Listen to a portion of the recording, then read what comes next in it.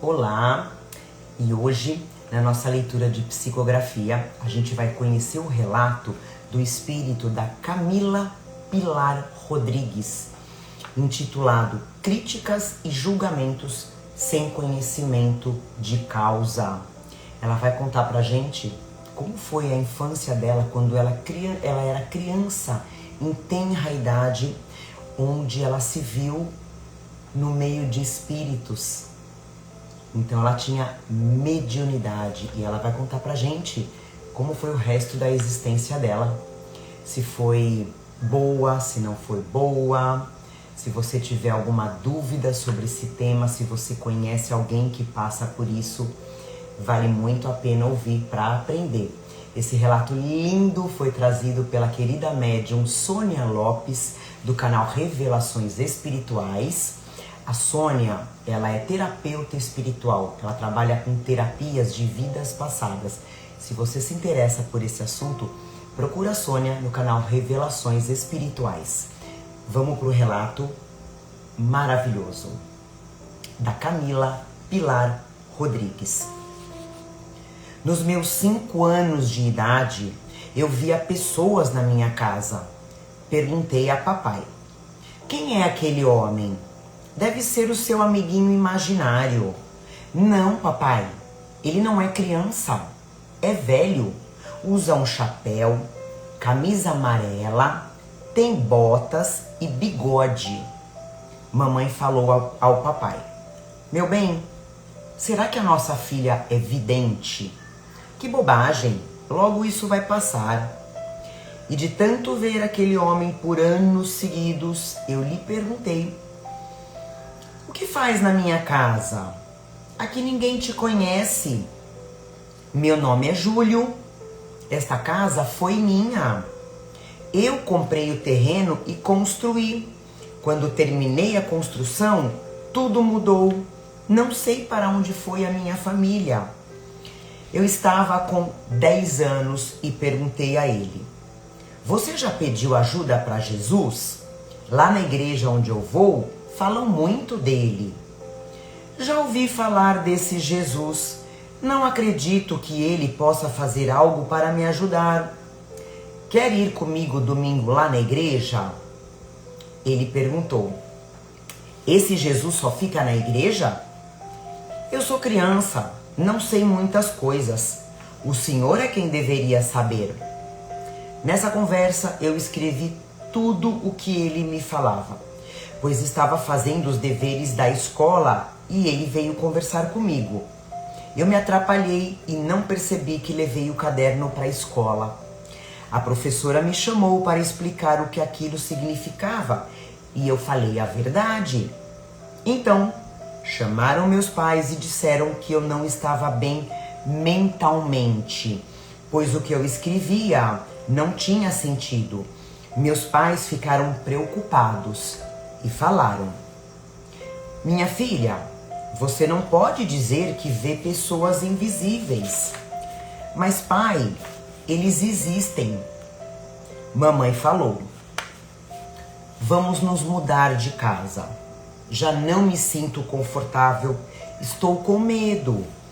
Essa casa é muito grande, tem cômodos que não usamos, está cheia de caixas e fotos do meu avô.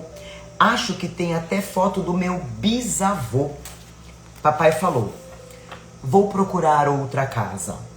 As velharias que você tem guardadas não vai levar. Papai se organizou rápido e mamãe começou a arrumar o quarto cheio de caixas. Eu, curiosa, olhei todas as fotos antigas e amareladas pelo tempo. Falei à mamãe: mãe, esse é o homem que eu vejo. Ela pegou a foto, olhou e disse: não estou me lembrando quem ele é. Nisso, o homem apareceu. Eu falei: mãe, ele está aqui. Ela, assustada, disse: fala para ele ir embora. O homem respondeu: para onde eu posso ir? Senti algo no coração e lhe perguntei: o senhor se lembra dessa foto? Ele olhou e disse: Não lembro. Faz muito tempo que eu procuro a minha família. Ele chorou. E quando chorava, outros iguais a ele vinham e ficavam por perto. O tempo passou. Eu já estava com 16 anos. Mudamos de casa, mas não adiantou. Os espíritos vieram junto para a nova casa. A presença deles me fazia mal. Falei com os meus pais. Não aguento mais ver esta casa cheia de espíritos. Papai disse: vai começar com essas doideiras? Mamãe não fazia nada para me ajudar. E onde eu ia, eu via espíritos. Havia um que estava muito doente. Sentia dores no fígado. E aquele mal-estar eu também sentia. Queria muito ajudá-los, mas eu não sabia como. Cada um deles tinha uma história de vida quando encarnado. Até os nomes eu sabia, pois ficavam perto de mim. Passei mal e fui hospitalizada. Fiz exames e nada constou. Eu disse ao médico: não sou eu quem está doente, e sim eles, os espíritos que me acompanham. O médico perguntou: o que eles querem?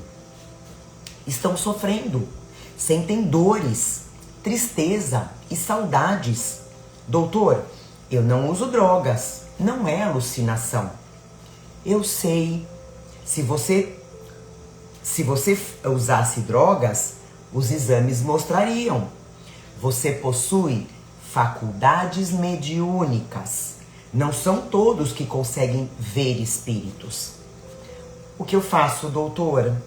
Meus pais não aceitam que eu seja assim. O doutor respondeu: eu entendo o que sente. Toda a minha vida também vejo espíritos. Mas eu não falo. Pessoas têm preconceito. Por quê? Talvez por pensar que somos bruxos. Respondi a ele: o senhor não tem cara de bruxo. Ele sorriu e respondeu: nem você, mocinha. Para te ajudar, leia este livro e peça para os seus amigos que orem junto com você. Quando não estiver bem, venha conversar comigo. Eu li o livro, mas eu tinha tantas dúvidas. Eu evitava ter amigos e namorado. Naquele momento, eu me preocupava com aqueles espíritos doentes. Qual remédio dar a eles se eles não têm um corpo físico? Meus pais me cobravam dizendo: você só fica no quarto, vai sair com as suas primas, vai querer ser uma solteirona? De tanto eles falarem, eu saí em um aniversário. Eu não era de falar muito, fiquei sentada só para fazer hora para ir para casa. Um jovem rapaz se aproximou e perguntou: Camila, como vai? Você sabe o meu nome? Sei. De onde você me conhece? Ele respondeu: eu vejo que esses irmãos que te acompanham estão muito doentes. Você também os vê? Sim, eu vejo. Você quer aprender a curá-los? Eu perguntei: curar? Espírito tem cura? Ele sorriu e disse: sim, existe cura para todos os males. Olhe para suas mãos. Você pode curá-los através delas. Como isso é possível? Você também é um espírito, com a diferença de ter um corpo físico. Temporariamente, o teu espírito tem luz, e se você quiser curar pela sua fé em Jesus, você consegue. Venha, vamos lá fora. Aqui está muito barulho. Saí do salão de festa para o jardim e o moço falou: me chamo Rafael. Chame os seus amigos até aqui. Eles vieram e ele falou: irmãos, vocês se aproximaram dessa mocinha pela luz de bondade que ela possui, mas lhe falta conhecimento. Daquele momento em diante, fui instruída e o tempo foi passando. E mais espíritos sofredores vinham conversar comigo. Meus pais falaram: já que você não quer se casar, vou lhe dar uma casa para morar. Você vai morar no sítio do seu falecido avô. Espero que pelo menos trabalhe para pagar as suas despesas. Quando me mudei para aquele sítio, a terra era fértil. Plantei verduras e legumes e fui vivendo assim. Papai ficou decepcionado comigo, queria que eu me casasse e lhe desse netos. Sem contar que me achava louca, mas eu não era louca, eu só via espíritos. Aos 40 anos, novamente apareceu aquele jovem, Rafael, que sorriu e disse: Camila, que bom te ver. Você vive aqui tão isolada? Sim, mas eu gosto. Não consigo viver de outra forma. Estou ficando velha. Novamente ele sorriu e disse: você está pronta para o trabalho. Existem muitos doentes pelo mundo, poucos trabalhadores e muitos que criticam quem faz trabalho mediúnico. Os espíritos precisam de ajuda e os encarnados também. Você tem o dom da vidência. Você pode iniciar por consultar as pessoas, identificar os seus problemas e ajudá-los. Escreva em um papel: aqui se faz benzimentos. E peça uma contribuição para que você possa se alimentar e comprar os seus remédios. Ninguém vive como encarnado sem precisar de uma renda para sobreviver. Muitos vão te criticar, dizer que Deus te deu um dom e que não deveria cobrar. Te asseguro que tudo que é dado de graça não tem importância para o beneficiado. Quando uma pessoa compra alimento com o suor do seu rosto, ela não desperdiça, não joga comida fora, mas quando ela ganha, não dá o devido valor. Aquele mentor me orientou por toda a minha vida. Me tornei uma vidente e muitos vinham para se aconselhar, e a contribuição que me traziam, eu construí no sítio um abrigo para órfãos, que gerou emprego para outras pessoas, cozinheiras, lavadeiras e outros. Eu amava ver as crianças abandonadas vivendo com dignidade, alimentadas e felizes. Recebi muitas críticas ao longo do meu trabalho, mas eu entendi que quem critica não tem o conhecimento devido e não faz nada para ajudar o outro. Aos 90 anos, eu me despedi de todo aquele trabalho. Não me casei, pois não era essa a minha missão. O mentor explicou que dificilmente o cônjuge entende a missão de um médium, pois a dedicação precisa ser contínua. Só quando voltei para o lar espiritual, o mentor falou: bem, agora nós temos merecimentos para reencarnar juntos. Como assim? Eu estava te esperando. Precisava esperar você cumprir a sua missão lá na Terra, por isso eu fui o seu mentor. Obrigado por ter me ouvido e me obedecido. Os seus pais estão aqui nessa colônia. Apesar de não terem aceitado a sua mediunidade, hoje eles entendem melhor. Quando abracei o meu pai, ele falou: me perdoe por te julgar, filha. Não se preocupe. Jesus, que foi um Espírito Santo, foi julgado, acusado e condenado por falta de conhecimento do povo. E muitos lá na Terra não compreendem que o Espírito não morre. Vão aprender ao longo de milênios de anos. Eu e Rafael, por muitas vezes, fomos visitar a Terra para acompanhar o trabalho que deixamos e tudo estava indo bem. Foi uma longa espera para eu e ele programarmos uma nova experiência lá na Terra. Desta vez, não vou reencarnar com mediunidade. Vou ter família, marido e filhos. Seja qual for a sua missão, terá críticas. Siga em frente. Deus tem um propósito para sua vida. Agradeço a presença e a generosidade da médium Sônia Lopes por escrever a minha história e levar ao conhecimento de muitos lá na Terra. Uma história linda da Camila. E a gente tem visto na internet bastante vídeos sobre crianças que, na verdade, né, gente, sempre teve, sempre existiu. É que com não existia redes sociais, ninguém ficava sabendo, né? Então hoje a gente vê muito, tenho visto muito as mães filmando os filhos falando, né, sobre o mundo espiritual. E como o próprio mentor fala, né, nós somos todos espíritos, mas com um corpo físico temporário.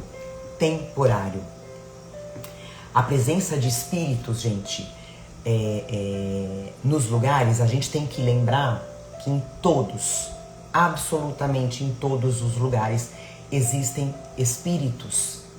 Na minha casa, na sua casa, começando por nós, como ele fala, somos espíritos. E pelo nosso mentor. E quando eles se fazem ver ou ouvir, gente, na maioria das vezes, na grande maioria das vezes, é pedido de socorro. É pedido de socorro. Claro, tem sim, como a gente diz, os obsessores que são atraídos pela nossa vibração. Mas na grande maioria são pedidos de socorro. E por quantos anos, gente, a Camila e toda a família dela sofreram por falta de conhecimento sobre a espiritualidade. E infelizmente isso acontece até hoje. E como ela conta, né, que chamavam ela de louca. Quantos hospitais psiquiátricos, gente, nada mais do que hospícios, como se chamava? Na grande parte, os pacientes são pessoas com mediunidade. Então são pessoas perturbadas, desequilibradas e literalmente enlouquecem por conta de mediunidade que não sabem trabalhar. Então essas pessoas são dominadas por espíritos do mal, como a gente diz, zombeteiros, e acabam realmente levando a pessoa à loucura. Aí a gente acha que são loucos, mas na grande maioria são pessoas médiums. E muito interessante, gente, sobre o fato dela pedir uma contribuição para as consultas, nas quais ela revertia para a construção desse orfanato para crianças abandonadas. Então, como o mentor fala, não nos cabe julgamento. Não nos cabe julgamento. Antes de eu julgar, eu preciso olhar para o meu próprio umbigo e perguntar o que eu estou fazendo para ajudar o próximo, antes de eu criticar o outro que está ajudando. Então realmente não nos cabe julgamento. E aí, para finalizar, gente, se você perceber algo diferente em alguma criança, seja da sua casa, da sua família, ou de repente de algum amigo, de alguma amiga, não se assusta, deixa a criança falar, ouve com todo carinho, com toda atenção. E se você achar necessário, se você não tiver muito domínio na situação, procura uma casa espírita. Pode ter certeza que com todo o carinho, os trabalhadores dessa casa espírita vão te ajudar, vão te orientar a tomar um caminho certinho, tá bom? Espero que vocês tenham gostado desse relato lindo da Camila.